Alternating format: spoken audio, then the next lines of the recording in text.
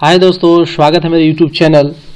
आज मैं आप लोगों को एक बहुत ही इंपॉर्टेंट चीज़ बताने वाला हूं जो इंटरव्यू में आजकल अक्सर पूछे जा ही रहे हैं। 100% चांसेस है कि इंसुलेटर से जो क्वेश्चन पूछते हैं, दो तरीके से क्वेश्चन इंसुलेटर से पूछे जाते हैं। पहला क्वेश्चन ये पूछा जाता है कि एलटी लाइन में या एसटी लाइन में कौन सा इंसुलेटर यूज होता है। ये पहला क्वेश्चन होता है आपका इंसुलेटर से रिलेटेड। दूसरा क्वेश्चन, अगर इस क्वेश्चन को भी आपने पास कर गए तो दूसरा क्वेश्चन ये होगा, जैसे आपने बताया कि सर एसटी में मैं डिस्क इंसुलेटर यूज करता हूं, तो उनका डायरेक्ट दूसरा क्वेश्चन होगा कि डिस्क इंसुलेटर कितने केएन का होता है। तो ये बहुत इंपॉर्टेंट है। मैंने तो डिस्क इंसुलेटर जितने भी टाइप के इंसुलेटर होते हैं सारे मैंने अपलोड कर दिए हैं। आप मेरे लिंक पे जाके देख सकते हो, मेरे चैनल पे जाएं और वहां पर आपको इंसुलेटर नाम से आपको मिल जाएगा। तो वहां पर आप देख ले तो आपको सारे डाउट वहां से क्लियर हो जाएगा कि एसटी लाइन में और एलटी लाइन में कौन सा इंसुलेटर यूज होता है। दूसरा क्वेश्चन जो था आपका कितने केएन का होता है, तो इस पे आज हम लोग चर्चा करेंगे, जो कि बहुत इंपॉर्टेंट है। जो भी आरई में इंटरव्यू देने जाते हैं, ये दो चीज तो आपको हमेशा याद होना चाहिए और ये सबसे इजी क्वेश्चन होता है और सबसे आसान भी होता है। तो इसी के बारे में बात करेंगे। सबसे पहले हम लोग देखेंगे कि केएन क्या होता है। अभी तक मेरे चैनल को जो सब्सक्राइब नहीं किए हैं, जो लोग नए हैं, वो मेरे चैनल को जरूर सब्सक्राइब करें ताकि मैं जब भी वीडियोस बनाऊं आप तक सबसे पहले पहुंचे।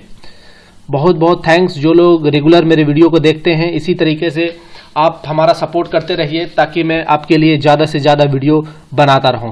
चलिए दोस्तों, अब वीडियो स्टार्ट करते हैं। सबसे पहला हम लोग देखेंगे केएन क्या होता है। तो केएन का फुल फॉर्म होता है क्या? Kilo Newton. तो न्यूटन किसका यूनिट होता है? एक फोर्स का यूनिट होता है। तो केएन क्या होता है? जैसे कोई भी इंसुलेटर हो, चाहे पिन हो, चाहे डिस्क हो, या कुछ भी इंसुलेटर हो, तो ये केएन हमेशा पूछा जा रहा है। ये क्या है? केएन ये किलो न्यूटन है। ये न्यूटन किसका यूनिट होता है? फोर्स का यूनिट होता है। तो अब जैसे किसी भी इंसुलेटर का केएन पूछ दिया, तो केएन का मतलब क्या हो गया कि कितना वो जो भी इंसुलेटर होता है कितना बियर कर सकता है, एक फोर्स, कितना अमाउंट ऑफ फोर्स वो मैक्सिमम बियर कर सकता है। उससे ज्यादा अगर उस पर फोर्स लगेगा तो वो क्या होगा? इंसुलेटर आपका ब्रेक हो जाएगा। तो ब्रेक भी हो जाता है कभी कभी, ज्यादा स्ट्रिंग ज्यादा टाइट से खींचे, ज्यादा अमाउंट ऑफ फोर्स लगा तो भी आपका टूट जाता है, या ज्यादा आपका विंड हवा ज्यादा चलती है तो उसकी वजह से भी कभी कभी इंसुलेटर जो आपकी ब्रेक हो जाती है। तो इसी को बोलते हैं किलो न्यूटन। कितना अमाउंट ऑफ फोर्स वो बियर कर सकता है, वो उसकी मैकेनिकल स्ट्रेंथ पता चलता है कि उसकी मैकेनिकल स्ट्रेंथ कितना है। तो उसी को जानेंगे हम लोग। तो समझ में आ गया कि केएन किसे बोलते हैं। अब देखेंगे कौन सा इंसुलेटर का कितना कैपेसिटी है, मैकेनिकल स्ट्रेंथ कितना है उसका। उसके बाद ज्यादा मिलेगा तो वो क्या हो जाएगा? ब्रेक हो जाएगा, उतना ज्यादा अमाउंट ऑफ फोर्स मिलेगा। तो सबसे पहले हम लोग देखेंगे 11 kV pin insulator. 11 kV pin insulator दिख रहा है, तो ये कितने केएन का होता है? 5 केएन का होता है। अगर 5 किलो न्यूटन से ज्यादा फोर्स लगेगा तो ये आपका इंसुलेटर ब्रेक हो सकता है। तो इसे भी आप याद कर लें। जितना मैं इंसुलेटर बता रहा हूं सबका केएन याद कीजिए। 100% डायरेक्ट यहीं से पूछा जाएगा। उसके बाद दूसरा देखते हैं हम लोग, अब एलटी पिन इंसुलेटर। इसलिए तो देख लीजिए, एलटी पिन इंसुलेटर जो होता है वो 3.5 केएन का होता है। ठीक है। अब उसके बाद ये तो आपने देख लिया एलटी और एसटी पिन इंसुलेटर। उसके बाद सेकल इंसुलेटर देखते हैं। तो सेकल इंसुलेटर ये दिख रहा है आपको, सेकल इंसुलेटर है ये, और ये कितने केएन का होता है? 13 केएन का, 13 केएन का होता है ये।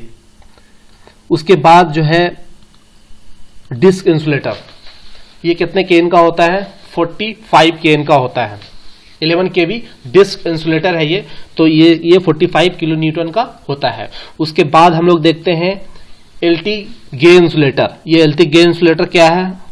ये जो आपका एलटी गे इंसुलेटर, ये आपका एलटी स्ट्रे है। जो स्ट्रे में जो इंसुलेटर यूज किया जाता है, कभी कभी ये भी पूछा जाता है क्वेश्चन कि आप एलटी स्ट्रे में कौन सा इंसुलेटर यूज करते हो, ये भी क्वेश्चन पूछा जाता है। तो एलटी स्ट्रे में जो है आपका गे इंसुलेटर यूज करते हैं। उसके बाद दूसरा क्वेश्चन उनका रहेगा कि कितने केएन का होता है, तो ये 44 केएन का होता है। तो ये भी आपको पता होना चाहिए। उसके बाद उसी तरीके से 11 kV गे इंसुलेटर है, तो इसमें भी पूछा जाएगा 11 kV स्ट्रे में जो गे इंसुलेटर होता है कितने केएन का होता है? तो 88 केएन का होता है। और एक और सबसे इंपॉर्टेंट 11 kV लाइटिंग अरेस्टर, जो आप डीटीआर स्ट्रक्चर जो डीपी में लगाते हो, डीटीआर स्ट्रक्चर में वहां पर भी आप एलए लगाते हो, 3 एलए, तो वो कितने केएन का होता है, ये भी पूछता है। तो ये क्वेश्चन आप लोग कमेंट में बताएं, जिन लोगों को पता है वो आप लोग बताएं कि कितने केएन का ये होता है। 11 kV एलए लाइटिंग अरेस्टर जो होता है वो कितने केएन का होता है। तो जिन लोगों को पता है वो कमेंट में जरूर लिखें,